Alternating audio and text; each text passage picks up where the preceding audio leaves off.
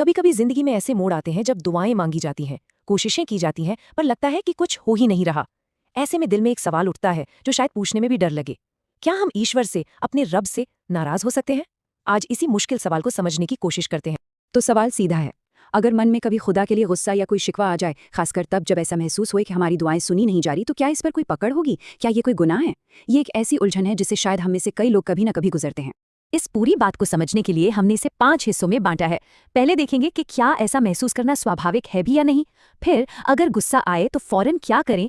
उसके बाद इस आदत का पक्का इलाज क्या है। फिर गुस्से पर एक बिल्कुल हैरान कर देने वाला नजरिया देखेंगे और आखिर में माफी से जुड़ी एक बड़ी प्यारी कहानी सुनेंगे। तो चलिए सबसे पहले और सबसे जरूरी सवाल पर आते हैं। क्या ईश्वर से नाराजगी महसूस करना ठीक है? क्या ये स्वाभाविक है? देखिए, इंसान होने के नाते ये भावनाएं आ सकती हैं और हमें ये याद रखना चाहिए कि जिसकी हम इबादत करते हैं वो बहुत रहम करने वाला है। असल में इंसान के अंदर हर तरह की भावनाएं आती हैं और ईश्वर को रहीम ओ करीम कहा गया है। मतलब वो बहुत मेहरबान है और हमारी कमजोरियों और हमारी भावनाओं को हमसे बेहतर समझता है। तो दिल में अगर कभी कोई शिकवा आ भी जाए तो ये इंसान होने का एक हिस्सा माना जा सकता है। अच्छा, तो मान लीजिए कि गुस्सा आ गया, बहुत तेज। उस लम्हे में फौरन क्या किया जाए? इसके लिए कुछ बहुत ही आसान और फौरी कदम है जिसे हम गुस्से के लिए फर्स्ट एड कह सकते हैं। ये वो सलाहें हैं जो हमें अक्सर हमारे बड़ों से मिलती हैं। जब भी गुस्सा आए तो 3 काम करने की कोशिश करें। सबसे पहले ठंडा पानी पी लें। दूसरा, अगर आप खड़े हैं तो बैठ जाएं। और तीसरा, जिस भी वजह से या जिस जगह पर गुस्सा आ रहा है बस कुछ पलों के लिए वहां से हट जाएं। ये छोटे छोटे काम हमारे दिमाग को थोड़ा वक्त देते हैं ताकि हम कुछ गलत कहने या करने से बच सके। ठीक है, ये तो हो गई फौरी मदद। लेकिन अगर किसी को गुस्सा आता ही बहुत ज्यादा है तो इस आदत का लंबा और पक्का इलाज क्या है? इसका जवाब बस एक ही अमल में छिपा है और वो तरीका है खुद एहतिसाबी। इसका मतलब है खुद अपना जायजा लेना, खुद को सुधारना। और इसका सबसे बेहतरीन तरीका ये है कि रोज रात को सोने से पहले बस कुछ मिनटों के लिए सोचें कि आज दिन भर में क्या क्या हुआ। ये एक तरह से अपने आप से बात करना है, धीरे धीरे खुद को समझाना है। हाँ, एक बात समझनी बहुत जरूरी है। ये कोई जादू की छड़ी नहीं है कि आज सोचा और कल सब ठीक हो गया।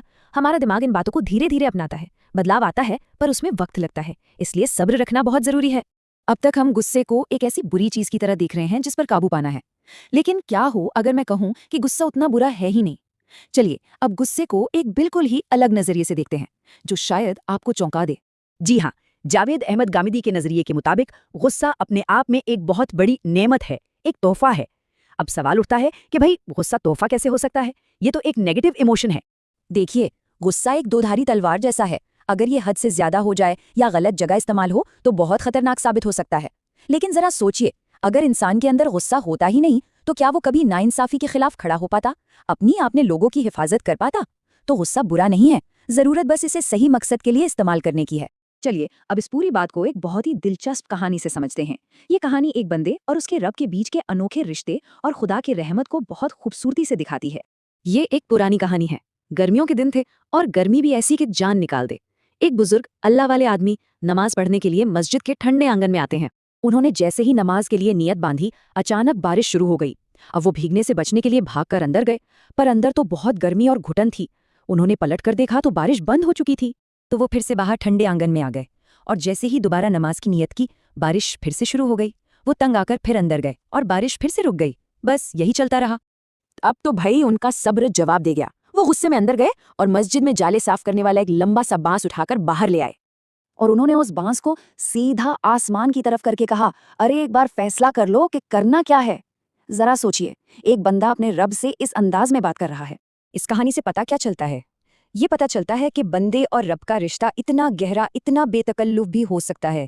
एक ऐसा रिश्ता जिसमें प्यार के साथ साथ शिकायत और शिकवे की भी गुंजाइश है। तो असल बात बस इतनी सी है कि वो माफ करने वाला है, बहुत मेहरबान है।